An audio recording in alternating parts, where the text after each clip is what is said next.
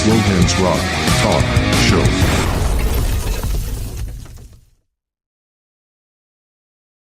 But Greg, we've got Paul, we've got Stuart, Derek the drummer is not on time, alarming. But Weird Decibels, thank you so much for making a little bit of time out of your evening to come on to the podcast, speak to myself all about music. We'll talk about music for each of you. Of course, we will talk about the band and we'll talk about everything else that fits in between. But before we get started, how are you doing? If you're a musician or in a band or have your own business and you're looking for a professional website to be built at an affordable cost, then look no further. Today's episode is sponsored by Nova Web Design. Nova Web Design specialises in creating luxury branding and web design that will make your business shine online. Whether you're a musician, playing in a band, blogger, consultant, designer, stylist, whatever your background is, Nova Web Design will help transform your business. They understand the specific challenges you face in standing out in the digital world, and through collaborating with you closely, they will help you to create a captivating online presence. It's as simple as that, so check out Nova Web Design at novawebdesign.ie and start your journey today. Now back to the video. Great. Everybody doing good? Yeah. Yeah, doing really well, thank you. Stuart, you look worried. This is my normal face. Right, okay. That's But what I do with all the guests is I go back to the beginning. The way I've got it set up on my screen, I've got Greg, Paul, Stuart. So I'll ask the questions, Greg, Paul, Stuart, just answer in that order, and we can get everyone's point of view. No right or wrong answers. But starting off, everyone goes back to the beginning. Where are you each from? Where were you brought up? I was brought up in Larbert or Stennismuir. There's a bit of conflict of whether it's actually Larbert or Stennismuir. Am I right in between? But yeah, I grew up in Stennismuir. That's where I am now. There you go. Yeah. Paul, what about yourself, Paul? Stennismuir as well. And obviously, I didn't realise, but just a few streets away from Greg, but I wasn't until high school that we met, but we can come on to that later. But yeah, Stenny, that's where I grew up. Great place. Yeah. I started off in Airdrie and then Bonnybridge and then ended up in Scarborough for about 9 years and then Falkirk. So I've been lots of places. I didn't know that. I mean, Falkirk the longest of all other places, but yeah. So see, for each of you, were you exposed to music from a young age? And if so, where did that come from? Was that from parents or siblings? Not really. I was. My mum and dad used to listen to music, but it wasn't like they had music on the stereo all the time. It's just like it's mostly like my mum and dad going about singing. My dad thought himself as a bit of a crooner, like, and he was always singing the crooner songs all the time. Yeah. But it wasn't until I really got to primary school and I started listening to things like Nirvana. But Nirvana really was the one that put me into music when I first heard that. Paul?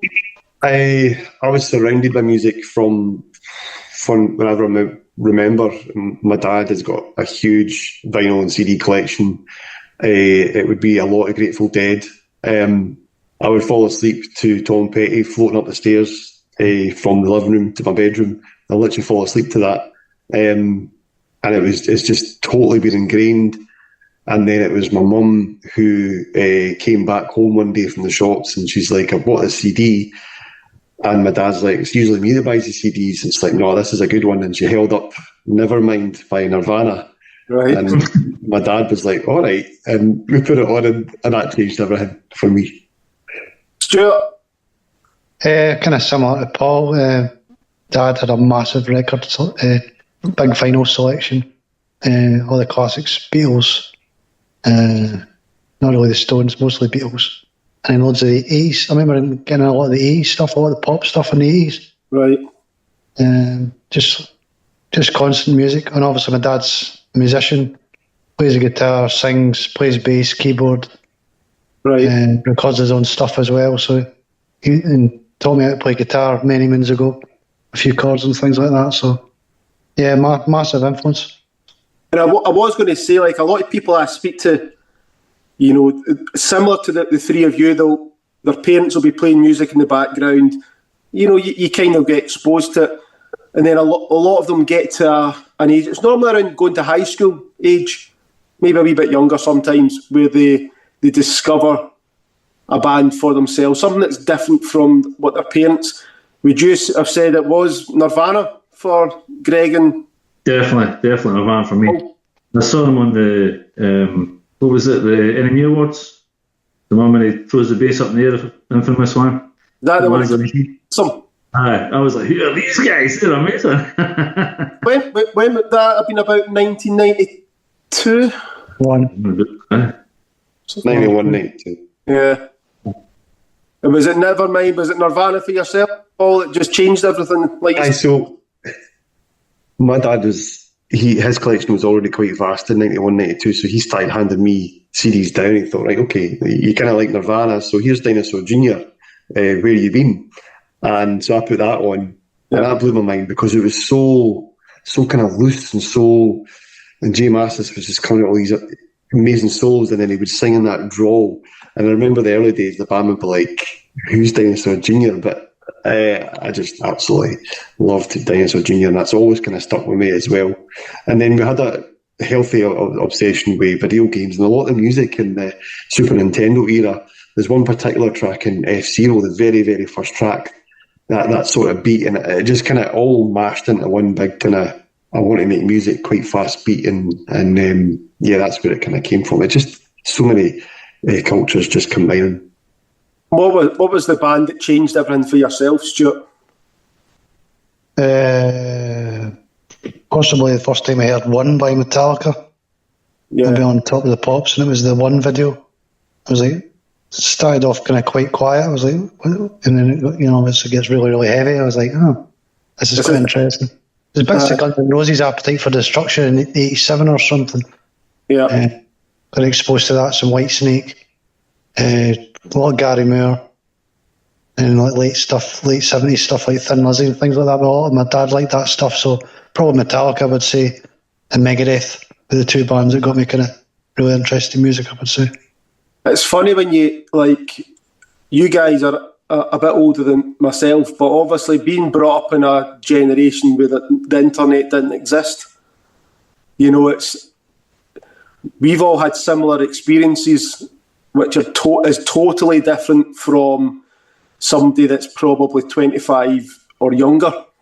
And I can remember when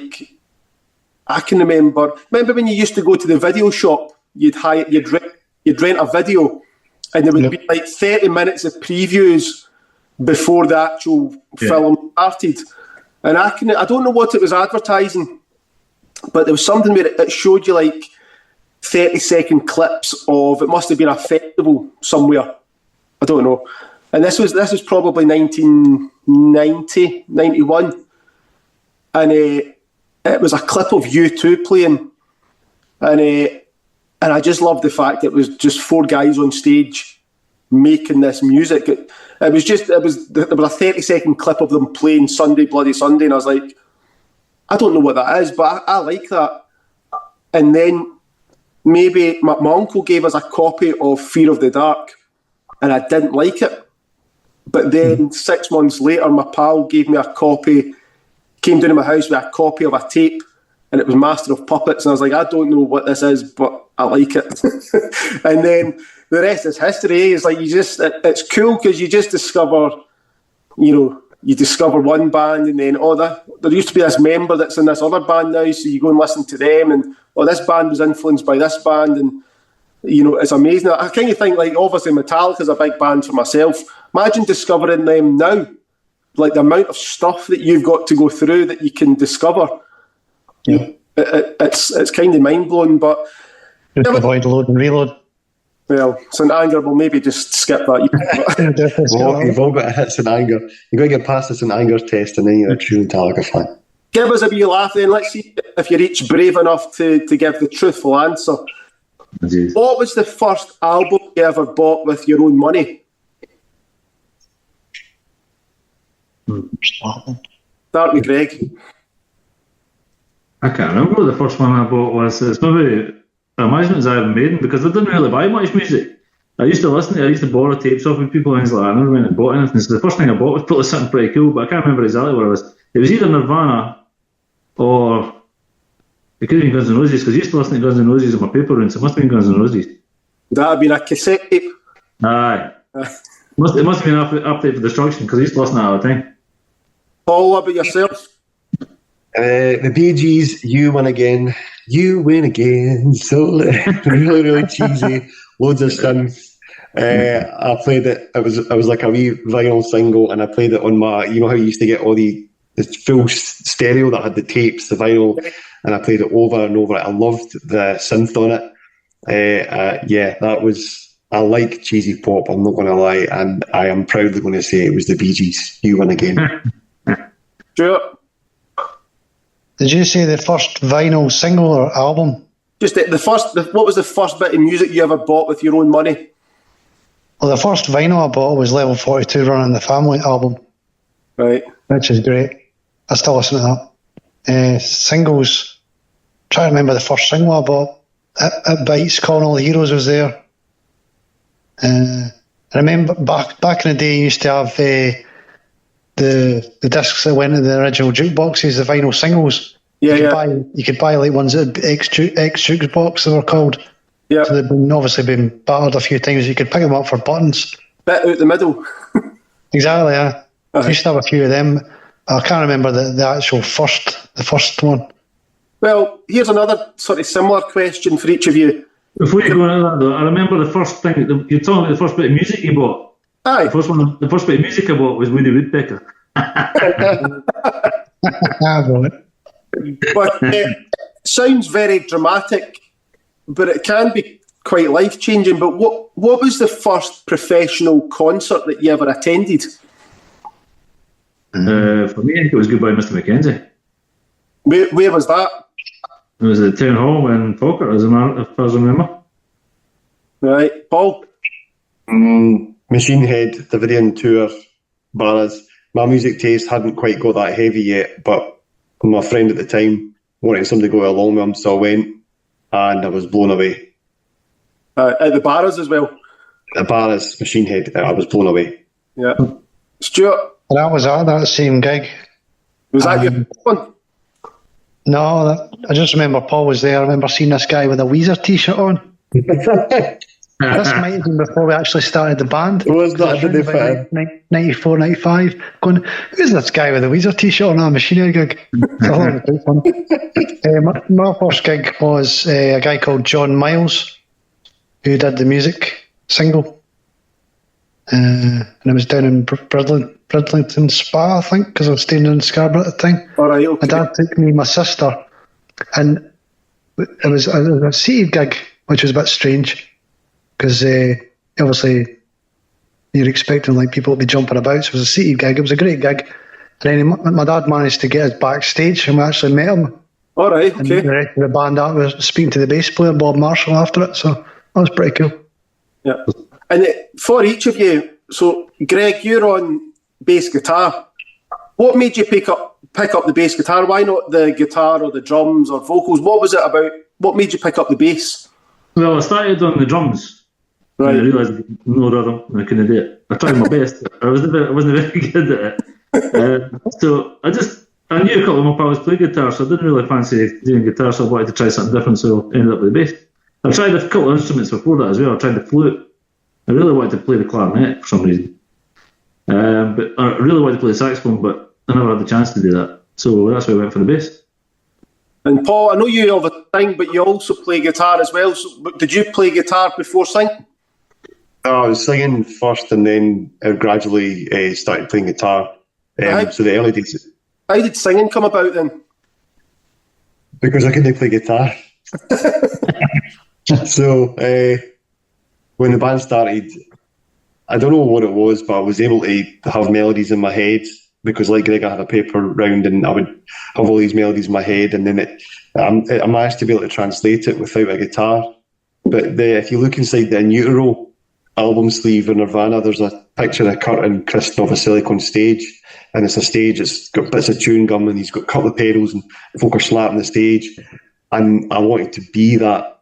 I didn't want to be I want to play at kind of small venues that are packed. I've not quite done that yet, but we're still trying. But I always wanted to play guitar, but I couldn't play guitar. So I decided if I'm going to be in a band, I'll write lyrics and sing. And I sang to Stuart, and Stuart wrote the music. And Stuart, what about yourself? Why the guitar? Why not another instrument? Because I remember Christmas many years ago, and came down the stairs to open my presents, and this funny shape thing wrapped up. I wonder what it was.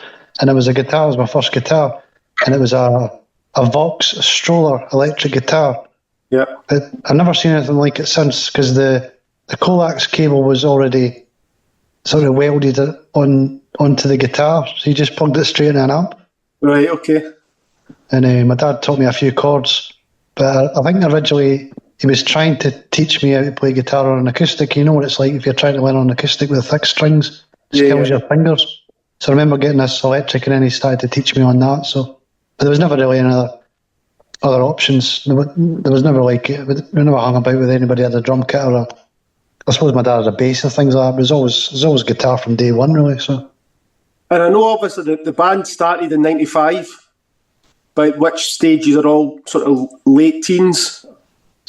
But did any of you play in bands prior to Weird? No. No. So Weird Decibels was your first and only. Well, you've played with other bands since, I suppose, but Weird Decibels was your first band for each of you? Not for me. Oh, sorry. Who were you playing with before? I was playing a band called Solar Fridge. That's right, yeah. Nice name. Jimmy. There was Jimmy, and there was Ewan, who's now in Pigs, on the drums. Yeah, Can't remember who played bass. We only ever had two. We'd only ever had 2 or 3 rehearsals. Right. Which there wasn't really a lot of music getting played. It was just kind of like the guys like to hang about as a band, so they liked the idea of a band rather than playing music. That's what I found. That's what was great student in the band actually, because I went to college with Jimmy, and I'd had him to mention it when we were looking for a guitarist, and he says, "Well, it must have been you must have broke up." Yep. As a band, and then he says, "Stu's looking for a band," so that's how we kind of got together. Yep. It sounds a wee bit like Bill and Ted, where they're in a band that they can't actually play. Exactly. That's why we need a Van Halen. Excellent. Exactly. But how did the band get together? And also, I like these questions when it's an older band, because the internet has made things so easy nowadays, but it's lost a lot of stuff has lost its charm as a result. So how did the band start back in the 90s?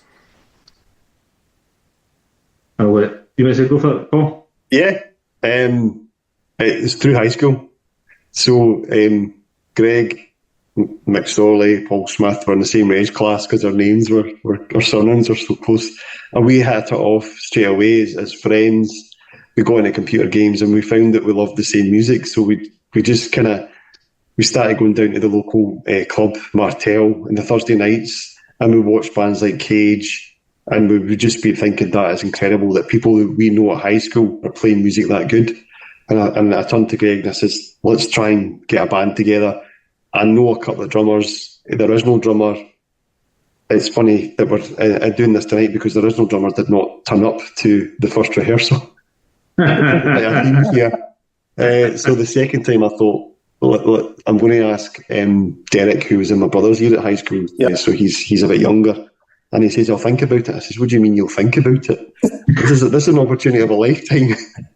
So he thought about it, and then he came back. But because I couldn't play guitar, we needed a really, really good lead guitarist who could fill the gig.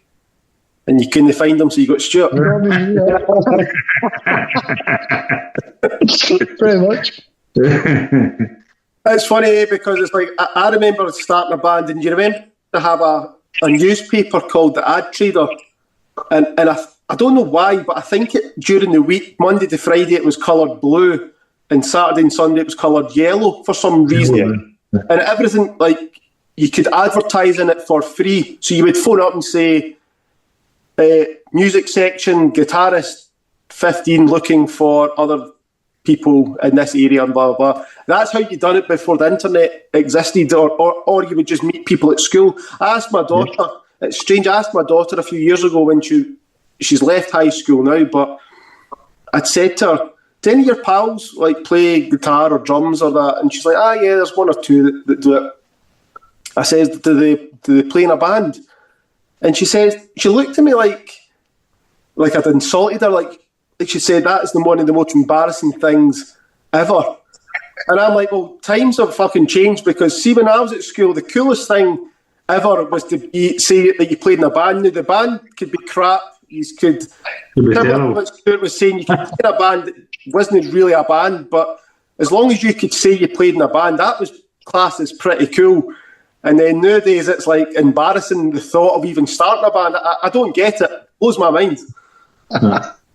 Yeah. But you have obviously been on the go for a while. See, when you think back to the 90s, the gigging circuit, you compare it to nowadays. Has it changed? Or is it pretty much still the same nowadays, only there's the addition of social media?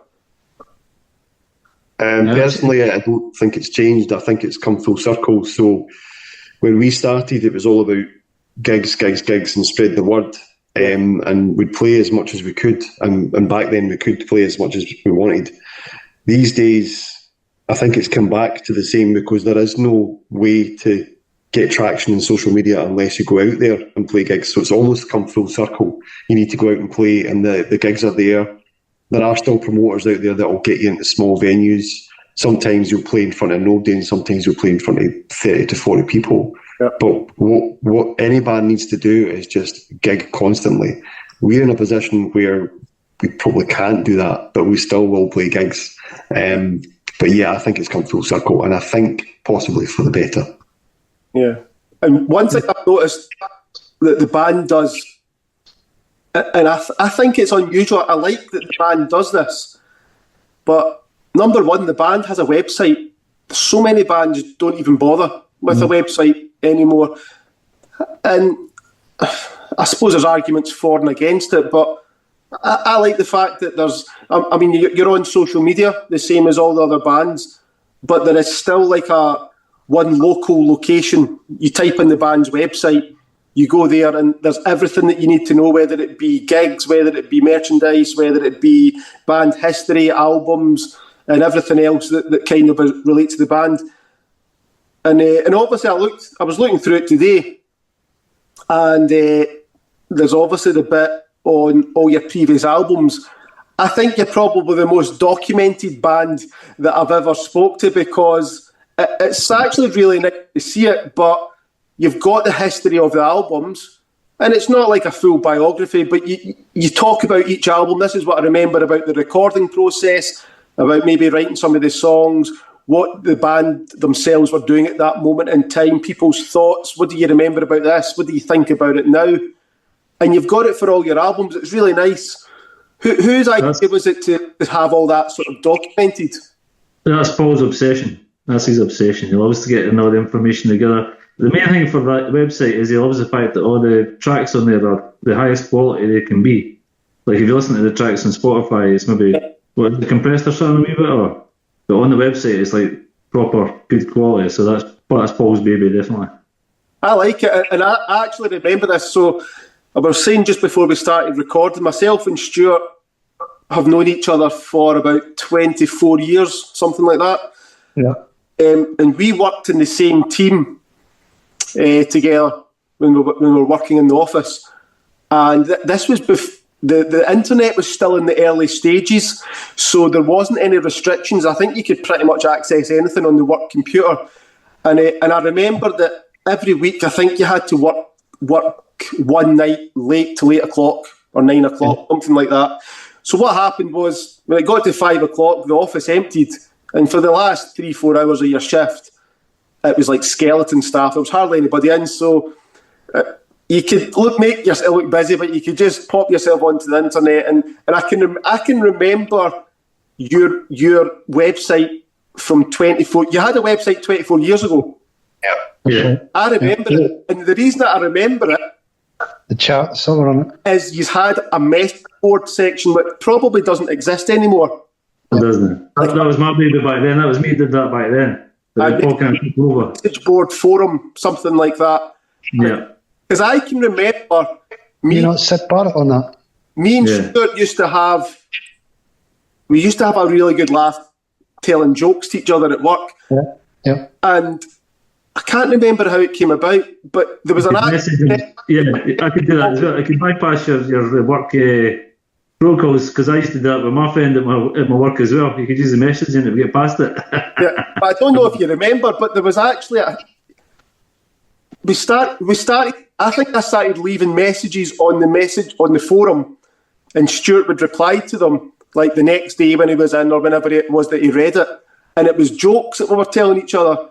And it got to the point that he's actually made a section of the forum just for bad jokes. Jokes, I remember that. And, I used to program that one back in the day.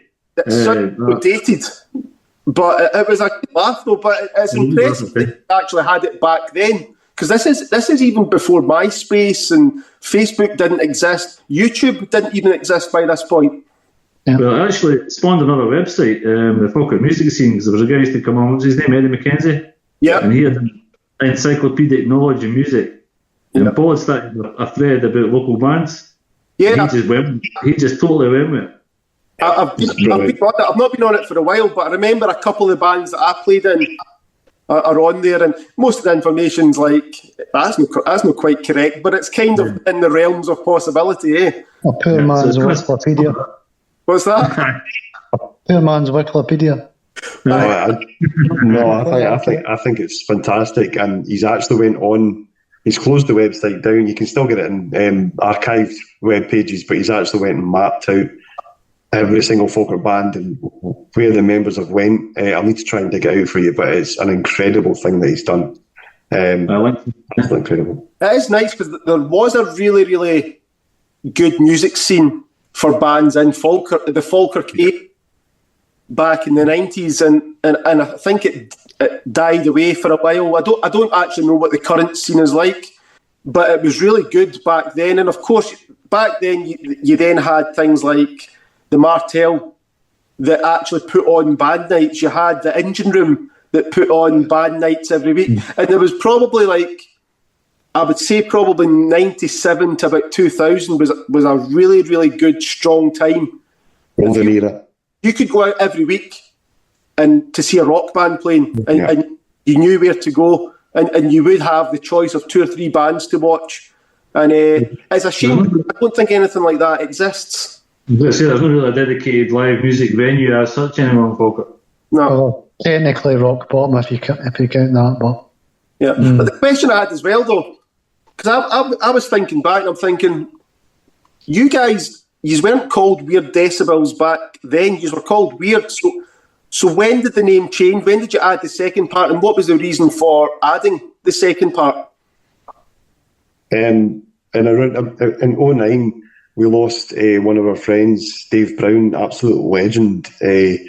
You have friends who say, yeah, I really, really like the band, but Dave actually liked the band. He obsessed about the band, and we tragically lost him to a car accident, and we had to try and think of some way so that his name would be around forever. And we kind of toyed about with the idea for our album to be called Decibels, and when you shorten Decibels, it becomes DB. So it was like a tribute.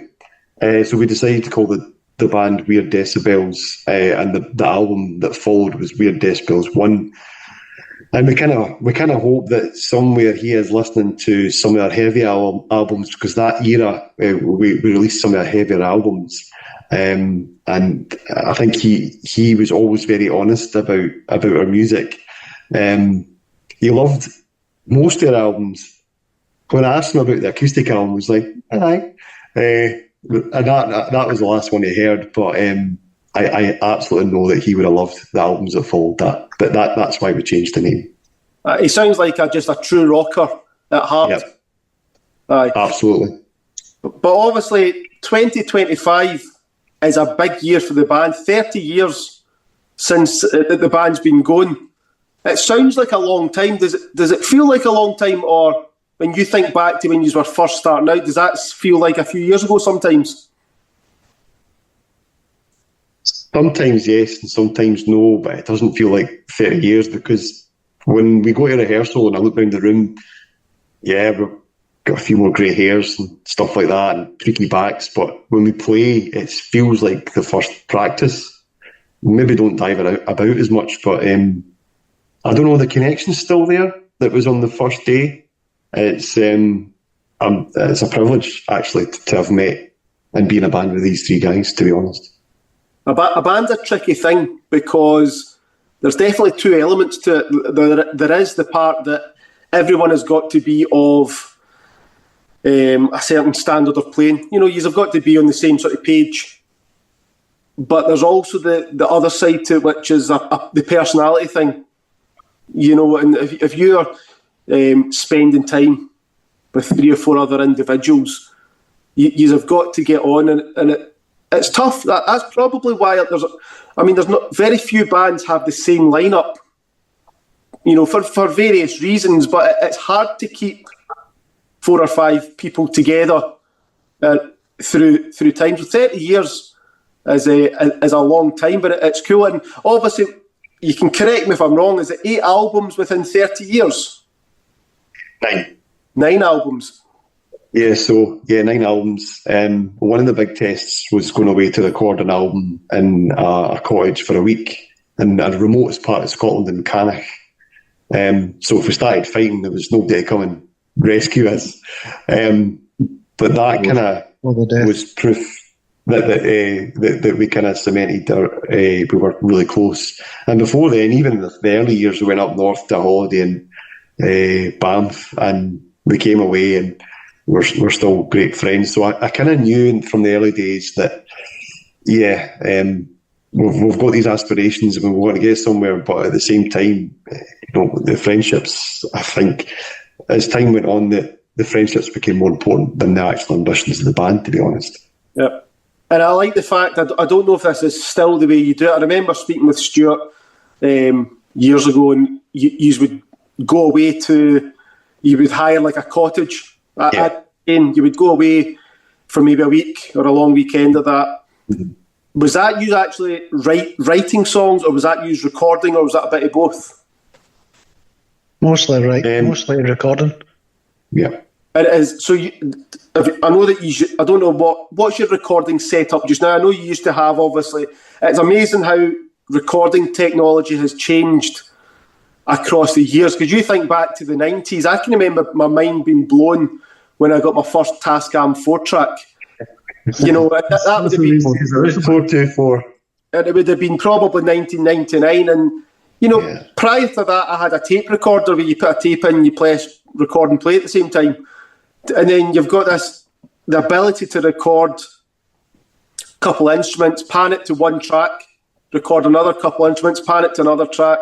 You've maybe got a couple. So you had to be very creative, let's put it that way, in order. That's exactly what we used to do. Yeah, but there was a certain charm about that. And what is your current recording setup?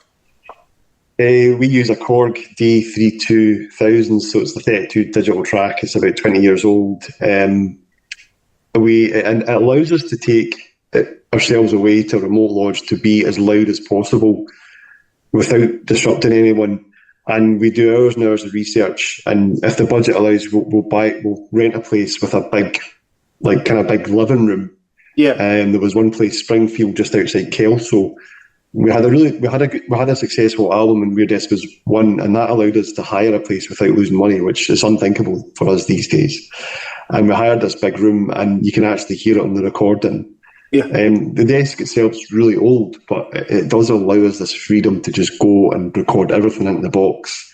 We'll need to upgrade. I've been saying this for about a decade now, but it's still used to this day. So when you say a big room, it was like a converted barn. So it had a massive high ceiling with a mezzanine area above it. So Paul had all the mics set up in the room in the middle, and then we had a couple of mics up in the mezzanine level to capture. What was it you were to capture the room sound with that one or something? I'm a big Albini fan, so I was trying to capture room sounds. Lovely natural reverb going on. Yeah. Yeah, I used to have a Korg, I think it was a DK 1600, and I used it for years until it eventually it died, and finally it forced me to have to upgrade, and now it's just like on the computer. You know, I'm probably so late to the party, but I've discovered plugins and everything like that, and I'm just like, right, okay, I can actually sound like James Hetfield now. This is pretty cool. But what? Yeah. You're obviously going away to record. You're doing the recording part of it yourself. It might depend on maybe the song or the album, but first of all, what's the band's songwriting process? So do you write together as a band? Does Stuart, for example, go away and come in with the skeleton of a song which everyone adds to? Like, how do you like to go about songwriting for the band? I'll let Paul do that one. Oh, Greg. Go, Greg. I was going to say, well, in the early days, we used to have a melody, or Paul would have a melody, or some lyrics. He'd write some lyrics and he'd have a melody in his head, and we'd try and convey that to Stu, to try and get Stu to put it on the guitar, so he can turn that into a song. But that worked for a while, but it was getting quite difficult, wasn't it, for a while? And then now we just tend to, it's usually Paul come down with a new riff, and he'll be like, I've got a new riff for you, I'm going to play it, so he'll just play it, and then we'll all join in. Do you usually have maybe 2 or 3 riffs that make up the song, and the song's built around those riffs? Depends. Sometimes I'll come down with a complete riff and a complete song, and I'll be really nervous. I'll be shaking in front of the band, and I'll start playing the song, hoping that the guys are going to like it. And usually the first person I look at is Stu, and Stu will go, "Nah, that's not bad. Let's go with that." Or sometimes you'll say, "Nah, that sounds like such and such," and he'll rhyme off this, and I'm inside, I'm like, other times Stu will be playing a riff, and I'll like keep playing that, or Greg will play a riff, just keep playing that. Sometimes it's a jam. Yeah, and the more recent years, we've done writing weekends where it's a collective experience. Just a few weeks ago when we did the Irby podcast, we had spent a whole Saturday writing songs. There was no pressure. A few beers flowing. We're all in the same room thinking, this is fantastic that we've got this chance to do this. And we came away with 5 songs, which we hope will develop and finish the album that we're currently working on. When you're writing songs, is it the music that comes first and do the lyrics come last? Just a very quick message to say thank you for watching. Remember to subscribe to the channel, hit the notification bell so that you don't miss any future videos, like and leave a comment, let me know what you think of the episode and give me some suggestions on who I should interview in the future. Back to the video. These days, it's the lyrics that comes last. And back when we started, the lyrics came first. I used to write lyrics in computing class on an old BBC computer. I'd write all these lyrics that I had ideas in my head. These days, it's the lyrics that come last.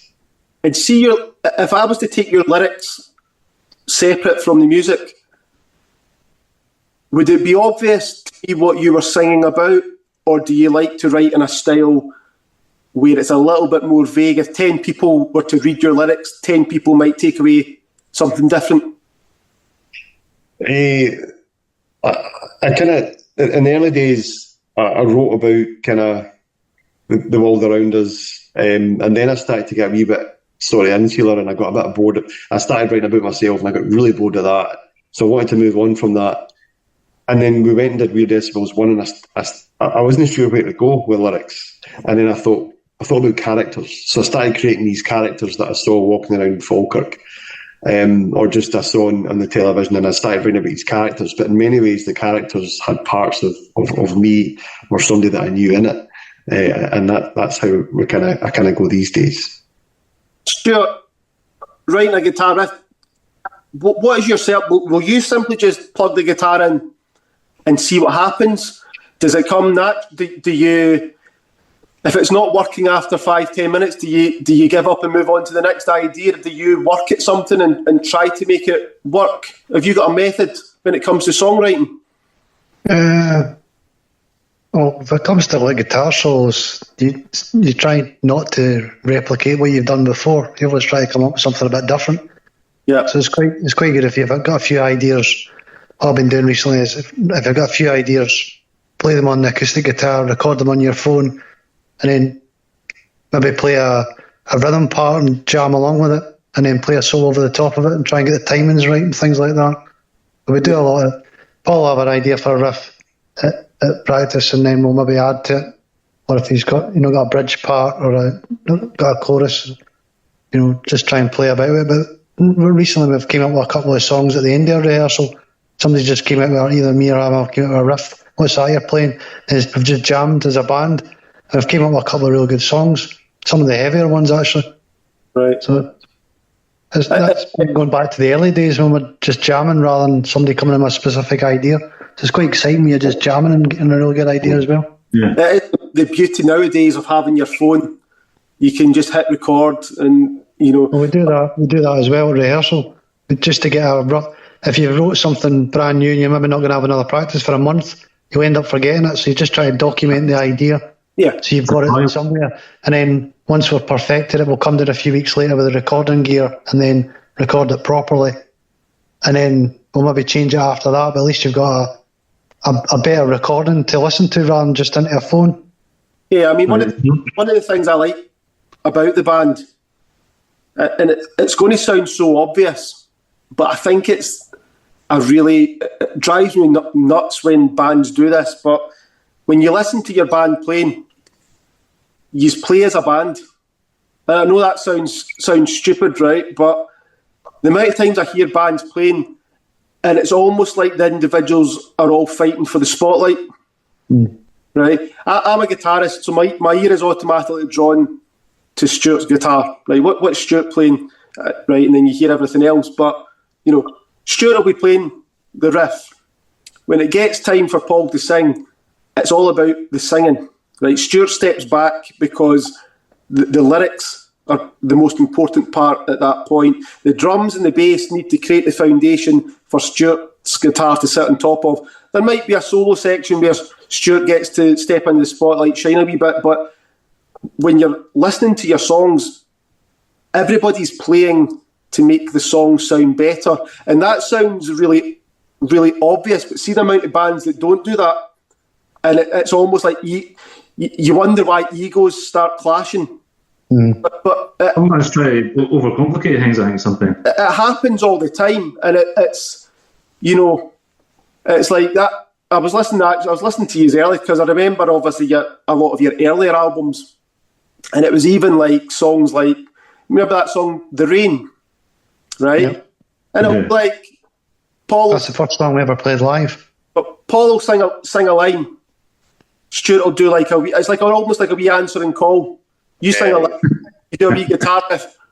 But there's a lot of bands though, the guitarist would have been doing something whilst the singing was going on. You know what I mean? It's like, as Greg was saying, they overcomplicate it. You could play the simplest things as long as it makes the song sound better. That's, everybody needs to be on the same page. Everybody's playing together to make it sound better. But there's lots of bands that don't do that. And I've seen it happen so many times because everybody's fighting for the spotlight. It seems such like an obvious thing. But it happens to lots of bands. But here's a question. Do you like recording? Because there's some bands will record in order for something to play live. Other people love creating something from nothing. What's each of your views on the recording and writing process? No, we love recording, especially when we have the lodges and we turn up at the lodge for the first time, and it's just like you walk in the door and you're away for a week. You can just, or however long it is, a few days, whatever. You just got to be there with your pals, just making some music. It's great, brilliant. Yeah. And see, when you're recording as well, are you recording? I kind of was. It might be different for each album, but are you recording the main rhythm section live and then doing overdubs later? Well, the last time we arranged for February, we specifically tried to all be in the same room, playing live at the same time, recording. And then the vocals were overdubbed later, and guitar solos overdubbed, apart from two that I played live on the spot because they were really well rehearsed. So that was really good. The problem was you had a really good take, and then somebody had said, "Oh, I've made a mistake," and you had to start again. It was quite stressful at times. I'm flinging stuff about you, and I'm like, not again. It's an interesting way to do it, but that's another thing. I've spoke with a lot of bands who, the recordings that they do sound brilliant, but they always come across this. A lot of them have came across an issue where they fail to capture what they do live. That is tough. Or the recording part. So the recording can sound, the drummer will play to a click track. Everything will be 100% perfect, but there's something missing because whenever they get together and start to play live, there's a little bit of magic that they can't recreate in the recording studio. That's one thing we've never done is use a click track. There's obviously like a... That would keep us in time. What's that? That would keep us in time. Go watch that. It's interesting you do it the way you're doing it though, because you're almost like kind of capturing both ways. The main chunk of the song is live, but there is still to be overdub. It's almost like the best of both worlds. Well, that's just for the last album we've done that. Previous albums to that, we used to do it for individual instruments. Yeah. What I used to love was if I laid down a guitar part, then I had to double track it, so I laid down the exact same one. So I was actually jamming with myself. And you hear a perfect guitar part coming through the headphones and you're jamming along it. It just feels absolutely amazing. But it's a lot more time involved, obviously, because you're doing things 2 or 3 times. But, so I think what we all enjoyed the last time was you went like, right, that's all the drums tracks done. And then you're waiting on Greg doing all his bass. Then you have to do guitars, then you have to do vocals. So if you're all playing live at the same time, you've captured most of the track, the basic track, and then you're just tweaking it after that. So you're in the room together more.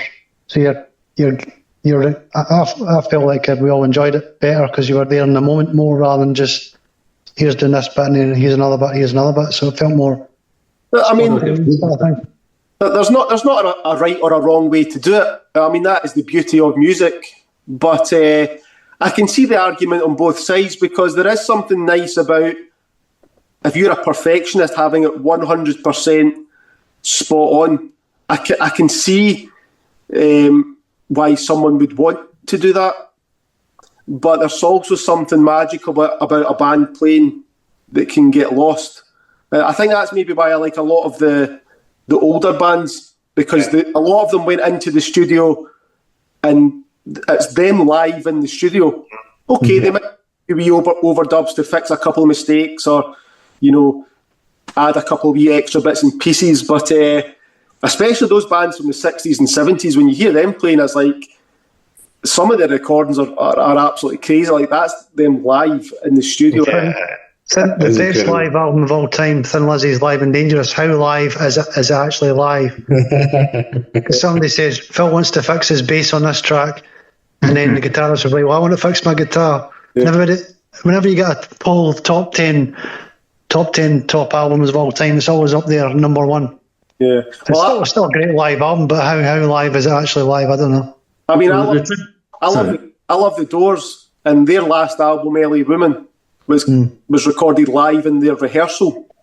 Right. And the song LA Woman, I mean, you listen to that, it's a complicated song, and it's completely live. It's the band plus a couple of additional session players.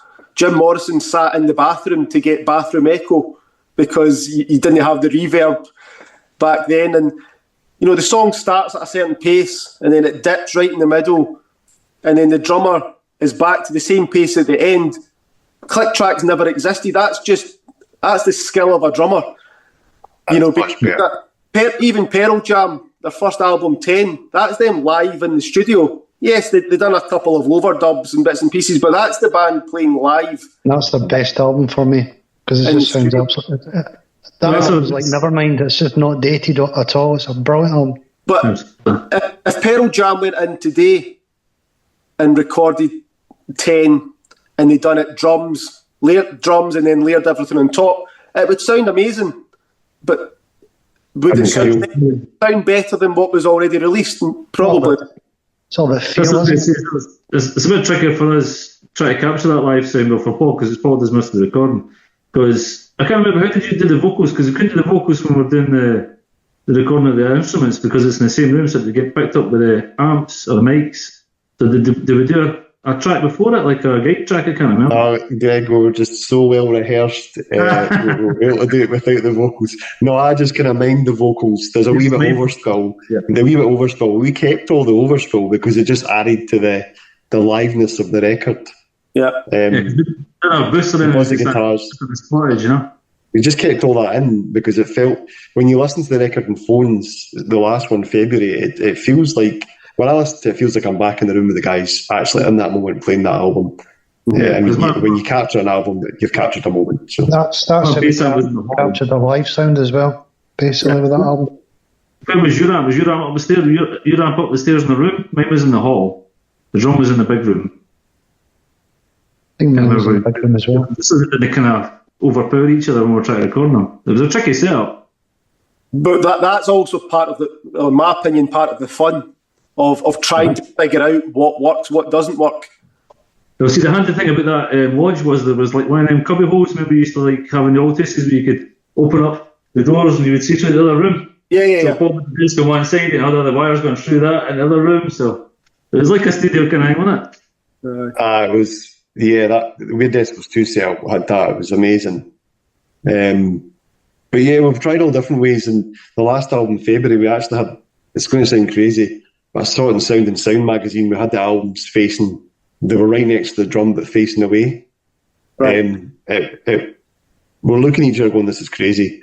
But when you listen back to it, there is overspill, but because it worked. In our opinion, it was just, like as Stu says, it was just, see when we came outside to grab a bit of fresh air and a cool beer, it felt so good to have done 4 or 5 songs in a day, and then we knew that like most of it was done, and it was just, it felt quite punk actually. I think if you're in the right frame of mind, you've got a good sound coming out your bass or your guitar, or your throat's feeling good, that you could just kind of keep going. And it's sometimes annoying because you kind of wish it was as easy as that all the time. Yeah. And sometimes it's not. But here's a question for all three of you, and you might all give 3 different answers. Someone that's never heard Weird Decibels before, if you were to sit them down and pick one song out of all the songs that you have written and recorded that best represents the band, what song would you play them? I know Paul's going to find that one, but for me it's Not Giving Up, because that's just one of my favourites. I would play them that. That's off of February. Paul? They're going to kill me for saying this, but I would probably say The Rain, because it has all our personalities on it. It's a good introduction to the band. And I'd say, right, if you like this song, then there's a chance you might like the rest of your stuff. So go away and explore. Maybe skip a couple of albums, but go and explore the rest. But I would probably say, I don't know. It was just a song that we were really amazed that we created at the time. Stuart? Oh, stole my thunder. I was going to say The Rain as well. So I need to pick another one now. Would I stay with that album or would I go on your one? What would be your second choice then? Second choice. Well, I've got a track that ended up as the opening track to Weird Decibels, and it's a bit of a controversial choice, shall we say, because Derek never wanted it as the opening track, he wanted it as the end track. But we're obsessing about Master of Puppets, how it starts with acoustic guitar. Yeah. It's kind of similar to that. Chris, what's the name of the song again? Sam. So, yeah, Sam. So, yeah, I would probably pick Sam because that's got everything in it. It starts off quiet, it gets really heavy, then it kind of chills out. And then we had one of our friends, Gemma, playing organ on it, and she did some violin on that album as well. So it's got everything. It's epic. It's got a triple guitar solo at the end. So the thing about that was most of that solo was wrote in the studio, which was really, really time consuming, whereas all the stuff for February was written already. So it's better when you put your chops together, I think, rather than trying to push yourself in the studio. I like get more drunk in the background. I like that you were saying there that there was a disagreement between, I want the track to open the album or I want the track to close the album, because, again, that's something that we were all brought up with, that you listen to albums. Yeah. Not just tracks, yeah. So Playlists. You all remember you would, when they still existed, you would go to a music shop and you would flip through the albums. Now you could buy an album based on the artwork alone, having never heard the band, never heard any of the songs. If it's a cool album cover, you would buy that, and then you'd have to hope that it was actually pretty good. There's a few albums I bought like that, but nowadays you've got unlimited access to music from all around the world, which is really cool in some ways. But then at the same time, when we were younger, you would maybe only have 10 albums, but you studied those albums, you knew those albums start to finish, and you would look at the wee booklets, and if it was the original, you would look at the wee booklets and the lyrics, who the band thanked, but it was also important, you start with this song, which leads into this song, which leads to this song, you have this song ending the album. Things like that were important. I think a lot of that can be lost nowadays because attention span is a zero. And Spotify playlists and all that kind of stuff as well. A lot of just the playlists. I understand why a lot of bands just release singles now, but I love it. I still like the idea of an album, but I sometimes feel like I'm maybe in the minority. I know there's a huge wave of people that think the same as that, but I think just the way that it's going is that, unfortunately, the day and age that we live in, it's a lot of it's sometimes singles based, but I still love the idea of an album. I love the idea of creating an album, of saying you've done this, and you've got to put thought into the artwork, and you've got to put thought into the track order. It's the same as if you go and play a gig. You think about the order that you play the songs. You want a good start, one that starts good. You want maybe your most popular one in the middle. You want a good one to close it, and then everything that fits in between. Those are the sort of things you need to think about. But it's weird the amount of bands nowadays. No pun intended. So what's that? That was no pun intended. Yeah, but it's Weird Decibels.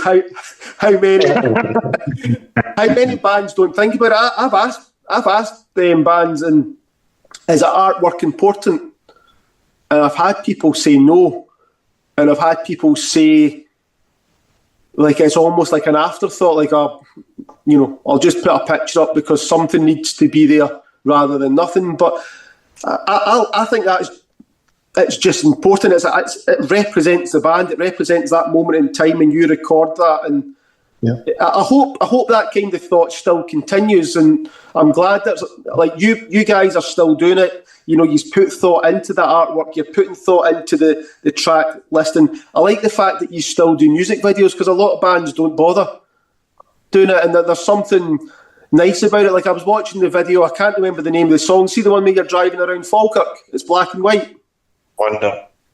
And it's really nice because it's even a moment in time that you captured, because Firkins isn't there anymore, but it's there forever in that video. There's something nice about it. Or it was like you guys, there was one where you are recording somewhere, in a wee sort of cottage somewhere, and it's probably nice for the band themselves to capture a wee moment in time that you look back on. But I think a lot of that gets overlooked now because it's all about playing live. You didn't, if you're not playing live, you're not getting anything. But I still like the overall package, and I'm glad that you guys as a band still appreciate each section of that, because I think it's lost with some bands.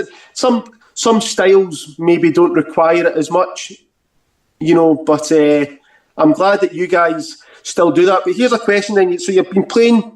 Let's say you've been playing your instruments for 30 plus years now, and I don't mean this in a bad way.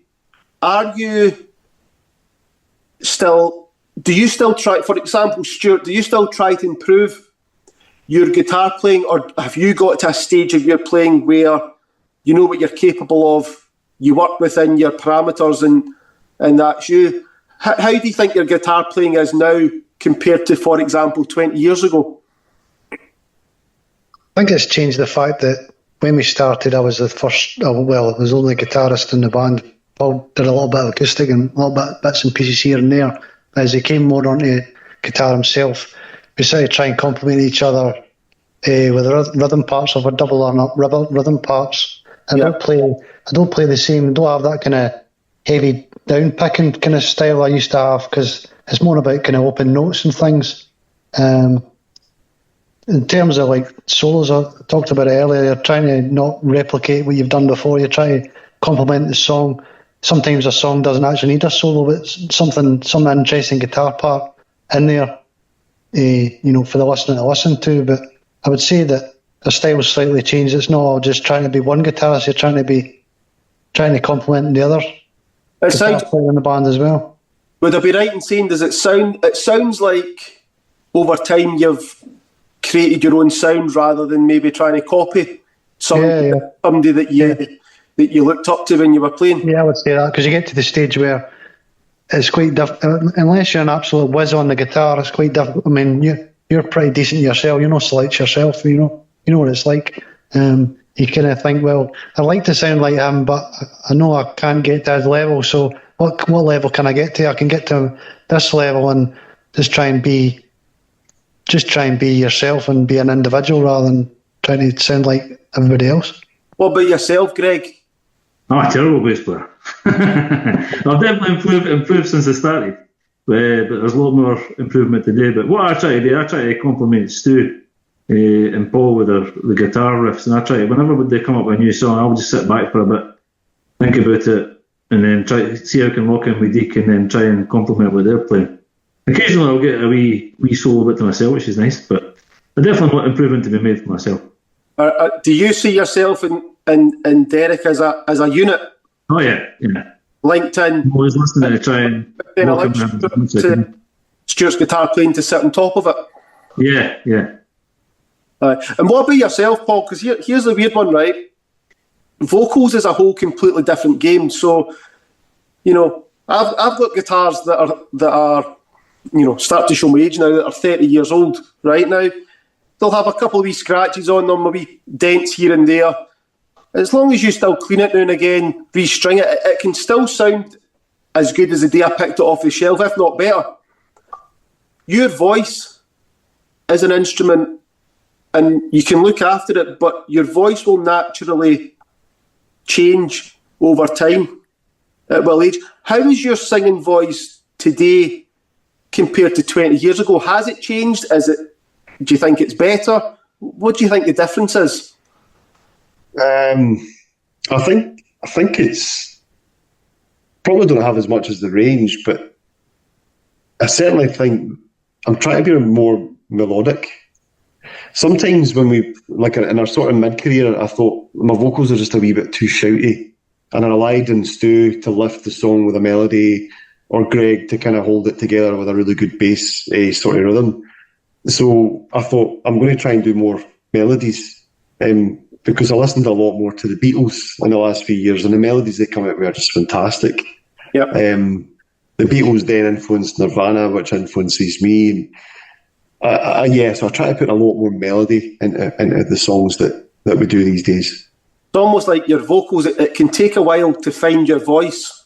Yeah. And then I think once you find your voice, it's just knowing what you're capable of doing. Once you figure that part of it out, it can become easier. I spoke with someone that they'd said that they didn't think their voice had changed that much. The only difference was 20 years ago they could just get up and do it, whereas now they probably need to maybe like have a few sort of lemon teas and a few wee warm-ups before they actually just go and belt it out. But that's a very good observation, because you could go to rehearsal, you could do a gig. To be fair, I still don't warm up these days. I'm terrible. Maybe when I'm coming down to rehearsal in the car, I'll be passing by people in the street and they'll look in my car and I'll be like la la la la la la la. But so I'll probably do a really average warm up. But back then, no, I just picked up the mic, started singing. And we spoke earlier. The band has hit 30 years, so the halfway point, which is good. But I like your optimism, man. what, in your opinion, makes the band work? And I don't mean in terms of like success or anything like that, but what makes a band work? Does the band, for example, does it have a leader? I don't mean a dictator or anything like that. Does it have someone steering the ship, which the other three members trust their judgment, they're happy to get behind and support it? Does it need to be split equally across all four people? What makes Weird Decibels work as a band? Well, we're all really good friends. I mean, Paul's definitely more of a driving force in the band. He'll be the one that says, right, we need to do this, we need to do that, we need to get this out, we need to do this. Paul's definitely more of a driving force than the rest of us, but we're mostly just great pals and enjoy making music together. It's almost like Paul's kind of steering the ship, but you're happy to hear anybody else's input. Aye. You know, it's not like you are the man running things and it's like it or lump it.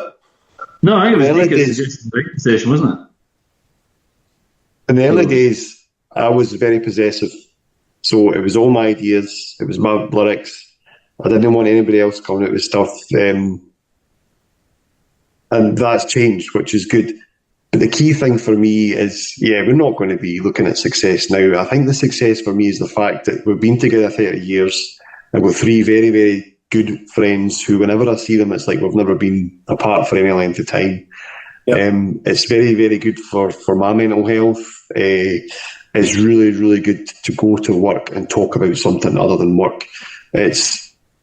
Honestly, it's a really, really, it's like a privilege to be in a band like this, because now it's all about meeting up, playing some music, recording it, capturing that moment in time, letting other people hear it, and hopefully some people will get something out of it. If some people get something out of it, I'm happy.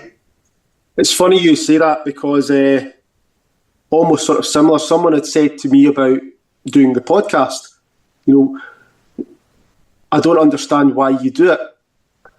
And I think it's like the simplest answer right there. Well, because I enjoy doing it. I enjoy talking to other musicians, whether it be in the Falkirk area, whether it be in Australia, America, wherever. I says I like talking to people about music. Some of them are known, some of them are unknown. And it's funny though, because the person that asked me, I said to them, what do you do for fun? And they didn't have an answer for it, which I thought was quite alarming though. Like, in all seriousness, I thought that's quite worrying. If you're working and you do nothing for fun, it doesn't need to be a podcast, it doesn't need to be playing in a band. You could go for a walk in the park, but to not have an answer as to what you do for fun is quite worrying, because, as you say, it's great for your mental health. It's great just to meet up with a few pals, write some songs, play some gigs, and I think sometimes people overthink things, and they almost forget that if you're not enjoying it, then what's the point in doing it? That's meant to be the beauty of playing in a band, is that you get in a room with 3 or 4 other people and you create something that you have created. I think people forget that. That's the number one thing. Anything else that comes from that, brilliant. If someone wants to hand you £1 million and go on tour and release albums, hey, you're not going to say no. But Nope. you've got to enjoy it, and I think sometimes people forget that. But it sounds weird, but that's surely the most important thing of being in a band, is that you're having fun. I think you could go down to practice now. Sorry, Steve. No, I was just going to say, I think because we have less practice now, when we do get together, we all really enjoy it, and we're still coming out with like really, really good stuff as well. Yeah. And whether we've got an idea beforehand or whether we're just jamming, so we come away from practice and you think, well, that was really good. And the fact that we're trying to rehearse on our own when we can, so when we come together, it can be a little bit rusty at times, but after a little while, when it all just starts rocking, you're like, well, this is why we still do it, because we really enjoy it, and we still sound good as a band, and we're still really good mates, so that's the most important thing, I think. That's what I was going to say. You could go down in the foulest of foul moods and you'll come out of practice with a smile on your face. Like Exactly. And tinnitus once we get Stuart to turn his amp down. What? What? Tinnitus. We're halfway through 2025. What is the plans for the band for the rest of the year? Finish off the album. We're going to write the rest of our album, which will be LP10. Doesn't have a name yet. Then we're going to look at hiring a cottage, probably really close by to where we stay, just so it's easy for us to come and go. And we're going to record the album. But we have a gig at the Monarch Bar in Dunfermline with Heaven and Helvis. That's Friday the 19th of September. We can't wait to play with those guys because they're our friends. Down the road the years, we've met some great bands. They've come and gone, but these guys have, Frank Solo, we've got Buzzards of Babylon, the same band, and they're absolutely brilliant guys, and they've went and done another thing, and they're just up for a laugh. They're totally up our street, and I'm really hoping we get a beer with them after it. One gig this year, sometimes that's all we can manage, but I can't wait to be on stage with these guys again, and then we go and record the album and release it in 2026. Cool. I'm going to try and make that gig as well, but before we finish up here, I'd like to ask some fun questions. We've been quite technical with our music chat for any of the musicians that are going to be watching. So I like to end things on some fun questions. So I'll ask the questions, you tell me what pops into your head. Greg, Paul, Stuart, we'll go in that order. Right? So here we go. Imagine you could go back in time, anywhere in the world, big gig, small gig, I'll let you choose. What is the one concert that you wish you could have attended? Nirvana at Reading. Okay. And get the beers in at Nirvana Reading while Greg's keeping the spot in the crowd. Stuart? Thin Lizzy at the Apollo in 70-something when Gary Moore did the Still in Love with You solo. And it was so busy that apparently the balcony was bouncing. And that venue was never built for heavy gigs. So, similar question. See if you could go back in time as an audience member, as a spectator, and attend one of your own gigs. What do you think would be a fun gig for you to go back and watch yourself on stage? Probably when we used to do a battle of the bands at the Martel when we were still in school, and a lot of people from the school would come up and watch the gigs, so it was usually really, really busy. So just at that age and watching a band on stage is always a good laugh, so probably one of those ones. What about yourself, Paul? I'd love to have seen us at Shuffle Down 2017 in the Dolby Hall Labert as part of that festival. That was I remember that being one of our best gigs, and I wish I was in the audience slapping that up. Stuart? I'm trying to remember the name of the venue. It was one in Glasgow, Oran Moore. We played with another few bands. Yeah. And we had the best sound engineer ever that night. I just knew it was going to be good. And there's a way where we opened the set list with the song Speak, which starts off with like Deek's drums, and it sounded so good on stage. I was kind of looking around going, who's that playing? Because that's the best I've ever sounded as a band on stage. It was amazing. I loved that guy. Brilliant. It was Athena Zamba we played, wasn't it? That was the band that was on there. That's right. Does the perfect album exist start to finish? And if so, what is the album? Or albums? That's funny because I got asked this question earlier on the day and I could not answer it. I came up with a few different albums, like I played with Destruction, The Bends. What was the other one I came up with? Iron Maiden one, can't remember offhand. But no, I couldn't come up with a definitive answer for that, I'm afraid. That's fine, Paul. Close is probably OK Computer by Radiohead. Right, okay. That's close. But I've never heard the perfect album, otherwise I would probably stop looking. Yeah. Stuart, does the perfect album exist for yourself? I'm going to say Weird Decibels 10, the album I'm writing just now. Just mic drop there. Right, imagine you put a dead body in the back of your car. It's 4:00 in the morning. Which member of Weird Decibels are you phoning to help you dispose of the body? No questions asked. Oh. I'll It'll not be Derek because he'll not turn up. Who are you picking, Greg? Paul. Paul. Right, Paul, you're looking bad here. Who are you picking? I'd pick Greg in case the car breaks down.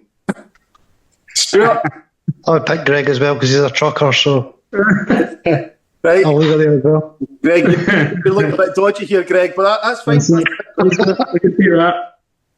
Thousands and thousands of great songs. They've been written and recorded across the years by different artists. What's the one song that you wish you could have sat in the recording studio to witness the band record the song? It smells like Teen Spirit. Cool. Paul? I'm going back to Nirvana all the time, but that's just it off, so there you go. I'm not getting hyped by Oasis at the moment, but I would say I would love to have seen them record Live Forever. That's my favourite song.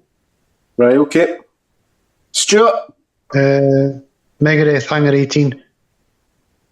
Pretty cool. And then last question for each of you.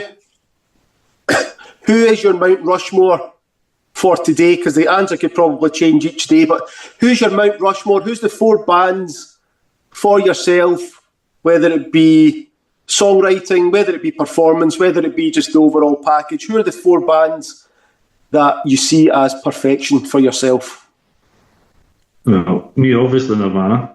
Yeah. Deftones, Iron Maiden, Alice in Chains. Okay. Not necessarily in order, but... Paul? Dinosaur Jr., Grandaddy. I absolutely love the DIY ethic of Grandaddy. Nirvana, and yeah, probably Tom York. Not just Radiohead, but all the stuff he's done with his Smile and his solo stuff. And I really love the way that his sounds evolved over the years. All right, okay. And Stuart? Bit of Whitesnake, bit of Megadeth, bit of Metallica, and the Beatles. Easy. That's cool. I love that last question. I ask that to every guest. And it's a good question because you get a different answer every time. And sometimes it's not the obvious choice. If you're a rocker, you might not pick 4 rocking bands. You know, everybody's influenced by different things, and that's what keeps it interesting. But Paul, Greg, Stuart, Weird Decibels, mine is Derek. Thank you so much for coming on tonight, talking to myself, answering all my questions. For anybody that's watching, they can follow the band on social. You're on social media. You've got your website as well, which is weirdDecibels.com. I'll put the details in the description. They can go on, check out all your previous albums, download them, stream them, up-and-coming gigs, get yourself along to them. And I thank you for coming on, and I do wish you all the continued success. What we'll do is we'll get you back on when you hit 60 years. Looking forward to it. And, thank you so much. And maybe Derek will be on that one. Maybe, yeah. But thank you. Man, I'll noticeable thing. Cheers, man. Thank you. Thank you very much.